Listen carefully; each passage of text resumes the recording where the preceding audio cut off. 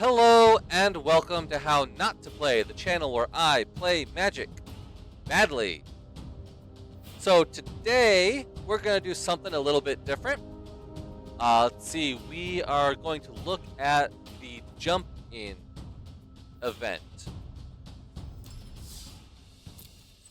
So from your home screen, if you go into Play, Events, you'll find the Jump In event here in the little menu screen. And clicking on that will bring you into the event proper.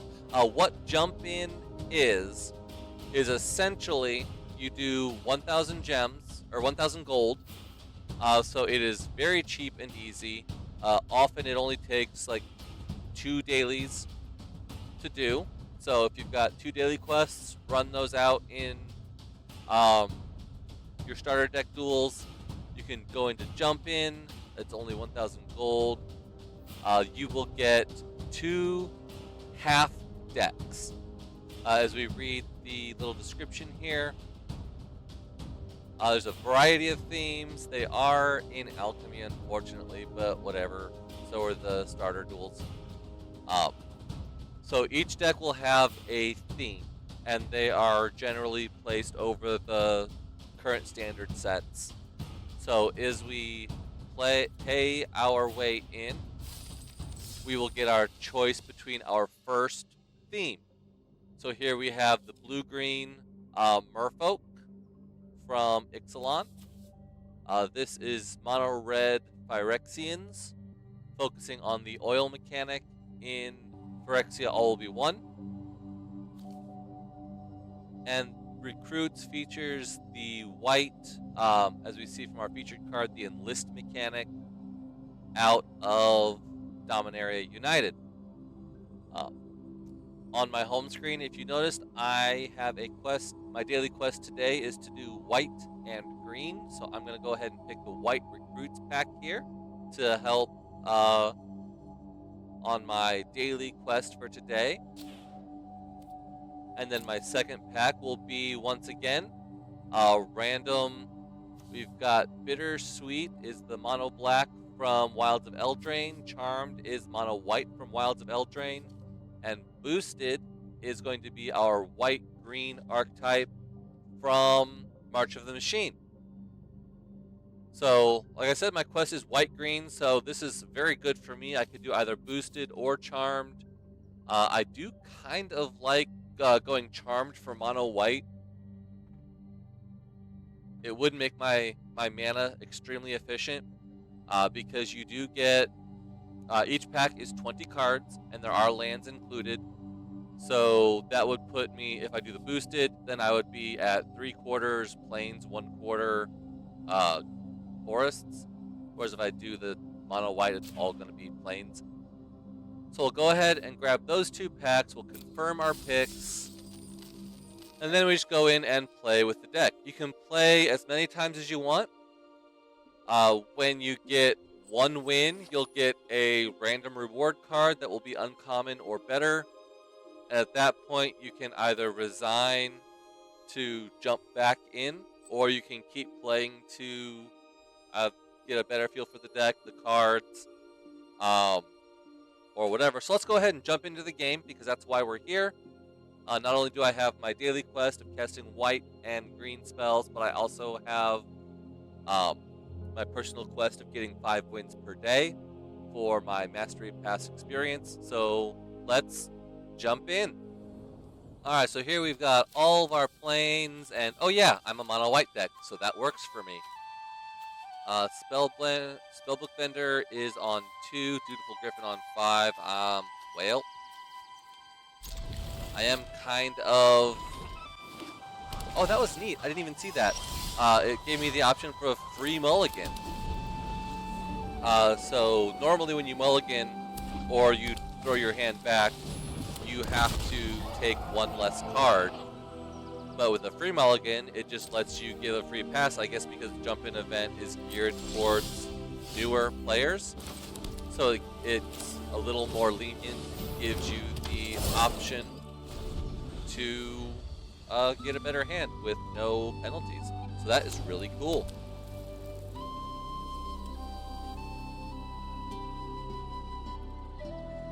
Opponent appears to be on white-red, which is pretty cool. Oh, wow. He's just discarding a Trumpeting Carnosaur like that? That's not nice. Let's see. I do happen to have in my hand this nice little Return Triumphant Sorcery. So we'll get our Spellbook Bender back since he was so keen on destroying it. And that will actually let it grow up into a 4/4 if I attack with it a couple times. I don't think I'm going to be attacking with it a couple of times.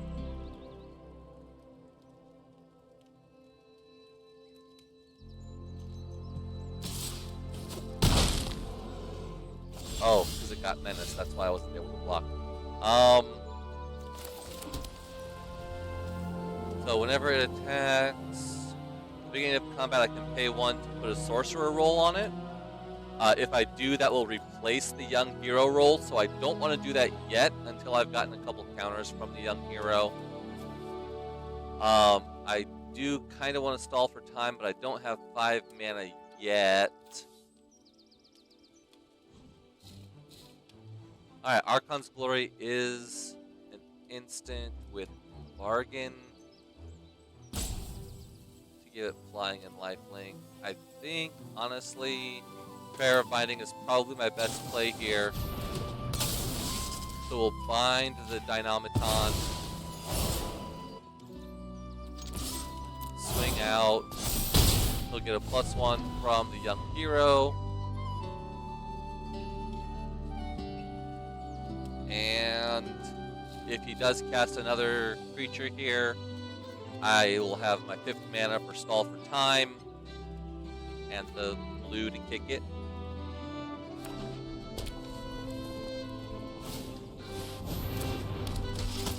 Alright, so opponent does in fact put down Charismatic Vanguard. I am not going to block the 3/2 because the Spellbook Bender is literally the only thing I have at the moment.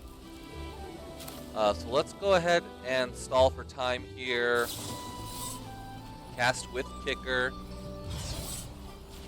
We'll target both of those. They will tap and put a stun counter, which means that they do not untap. I'm going to go ahead and attack in again. Young Hero will trigger once more because its toughness was 3 or less. So now Young Hero will no longer trigger, which means that I no longer need the Young Hero roll because it's not going to do anything additional. So I can bargain it with Archon's Glory, or I can replace it with the Sorcerer roll effect from the Spellbook Bender itself. So I do have some things that I can do with it this turn.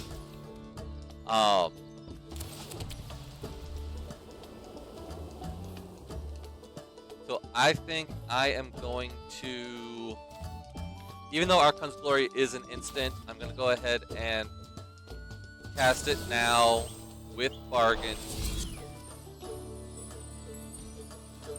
Targeting my Spellbook Bender, bargaining the Young Hero roll. If he does have some kind of burn spell that can do 4 damage, he can kill my Spellbook Bender before Archon's Glory hits, but he does not. So now I can go to combat, Spellbook Bender will trigger, and I can pay the 1 mana to give it a Sorcerer roll, which will give it another +1 and let me scry. Scrying means to look at the top card. If you like it, you can keep it on top. If you don't, you can put it on bottom. Whenever an enchantment goes to the graveyard, create a bird on a 1/3 body. That doesn't really do me a whole lot on this board. We'll go ahead and bottom that. Because, I mean, it dies to the Yearling, it dies to the Vanguard, and it doesn't even kill the Knight of Dawn's Light. So it does literally nothing. So we'll go ahead, swing in for 7. Spellbook Bender does have Vigilance, so it doesn't even tap. We'll pop out the Keep Guard. I can activate the Keep Guard to give it +2 because I have 2 enchantments in play. So he's essentially a 3/3, and we're going to end the turn. I also have my Resolute Reinforcements that I can throw out instead if I want to get some extra bodies. It all depends on if opponent swings in and what they're doing with their turn.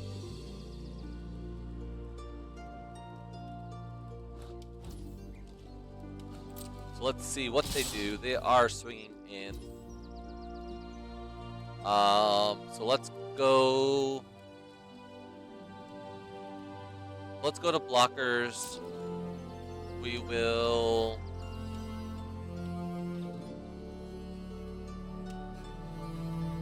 so he does have the ability to give all of his creatures +1/+1, which means that a block here on Dawn's Light might not work. So I think I'm going to go ahead and block there, because that's potentially a 4/3. And we'll go ahead and block the Yearling, because that's potentially a 4/3.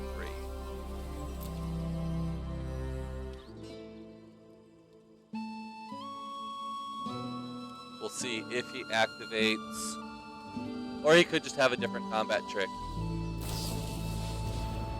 +2 and trample, yep.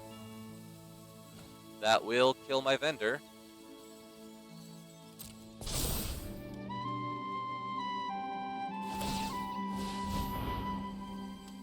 Oh, I didn't realize that the knight could pump itself. Oops. Well, it's a good thing I didn't block that then, because I really would have been screwed.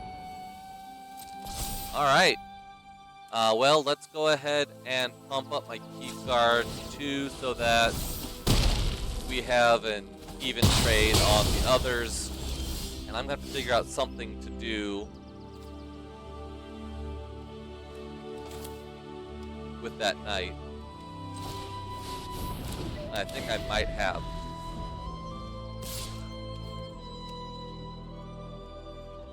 I can block here and let the Griffin die, but I think I'm just going to let it go. He can't pump the knight up enough to really hurt me.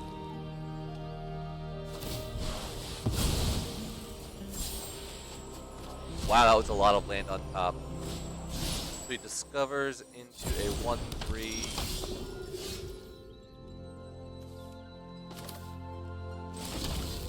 Let's go ahead and Princess, taking flight, the Knight of Dawns, whatever, into exile. I do have 3 turns of without it, but then it's going to pop back in. But for now, let's swing 4 in the air. Because it's flying, he can't block it.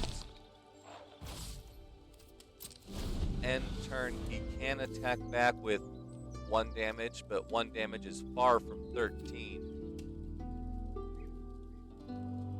He really has to take care of the Griffin, which he does.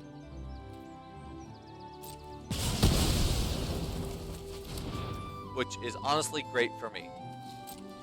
So now that the Griffin is in my graveyard, I can pay 3 and sacrifice 2 enchantments to return him to my hand. And that doesn't have any kind of restriction on it. I can do it on my opponent's turn as well.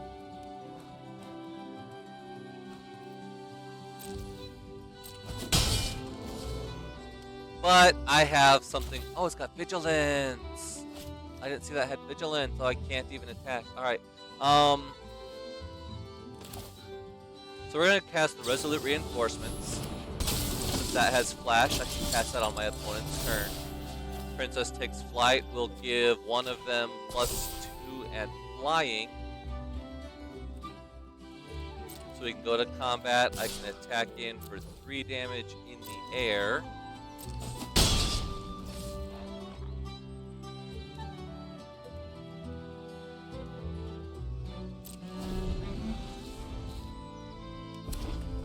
And we'll see what opponent does.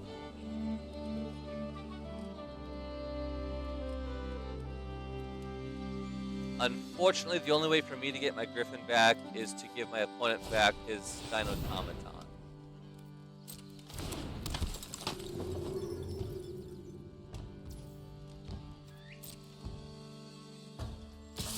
So he is going to attack for 1. I'm not going to bother blocking.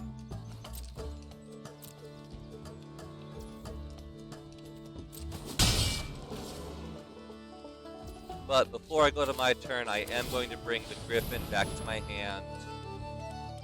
I do have 2 enchantments to sacrifice, and that will make sure that the Knight is gone for good. And I should be able to sacrifice Fair Basilica to draw a card. So I've got enough mana left over for that. And I draw another Plains. Alright, that's wonderful. So we'll go ahead and throw the Griffin back out. And unless he has another way to kill it, okay, I should just be able to fly right over on my turn to kill my opponent.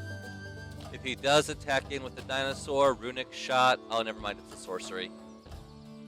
I thought that was an instant. That'd be busted as an instant. Alright, well, we'll see if opponent can take out the Griffin or not. Hotfoot Gnome does not do it. And he's only got 10 power on board, so that's not going to kill me even if I don't block anything. Alright, opponent had nothing. So we will go to combat. Oh, opponent has a stall for time. Awesome. He doesn't have the blue to kick it, so it just stalls 1 turn. But that's 1 turn that I am not attacking. And if he has another big creature or something else with haste, he might have enough damage to take me out. I am, like I said, he does have 10 power on board, and I only have 1 blocker. So opponent has chosen his attacks with a 1-3 and a 4-3. I can't block the 4-3 because of Menace. And I think he meant to enlist with the 1-3, but didn't. I think that might have been an interface bug. I don't know. I do think I am going to go ahead and block. There's really no reason to. 5 damage puts me at 6. Sure. 6 is not dead. Can he get rid of the Griffin for another turn? Nobody can block it. Alright.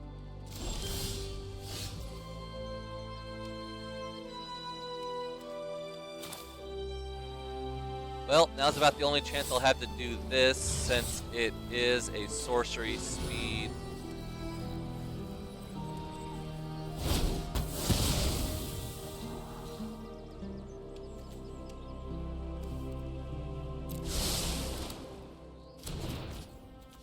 Alright, so I don't know that that's really gonna do me a whole lot. So we're going to attack with my Griffin. He has to block with his Griffin or else he dies.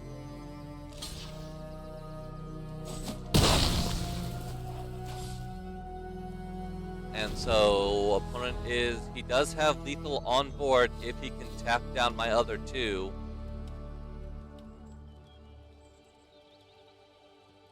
But if he just swings in as is, then I've got enough blockers and can swing back.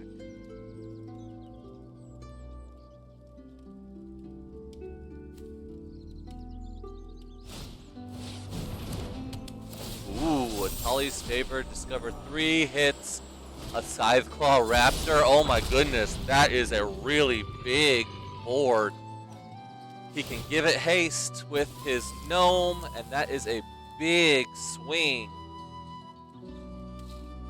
But it's all on the ground. The only thing that has trample is the Faith Bonder, which he actually could enlist the 4-3 to make a 6 power trample. But if I block with even 1 creature, it's not lethal anymore. And if he attacks with the Herbalist 2, then I can just block 1 each and go down to 1, and my Griffin can still get him on the swing back. So he's attacking with them both individually. Enlisting the Herbalist, okay. Kind of the same deal as I said if he enlisted the 4 power. I can just block 1 on each.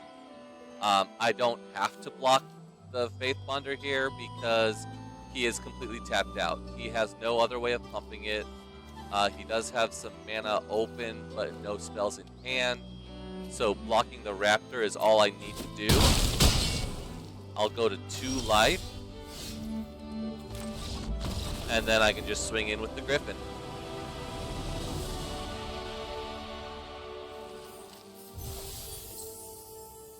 Alright, so we get our rewards for winning the game. And we can claim our card for winning the Jumpstart. We get an uncommon Cosmic Rebirth from March of the Machine Aftermath. Decent card, but you know, whatever. And that is the only reward you can get from Jump In.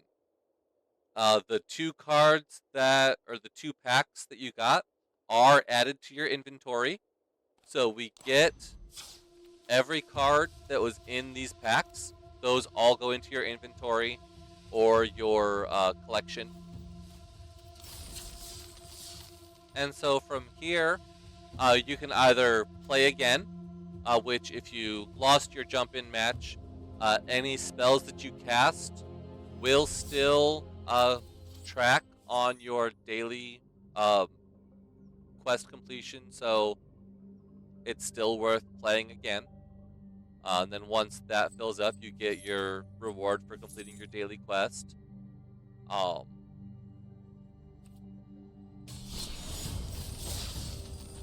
So you can play again with this same deck if you want to, or you can resign the event since we've got our card for 1 win.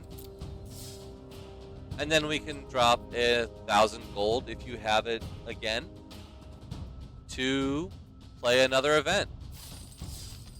And when you do, you'll get 3 more packs, well, 6 more packs to pick from. So we will go ahead and take the Lord of the Rings white. And I suppose the freezing white-blue to keep on my daily quest.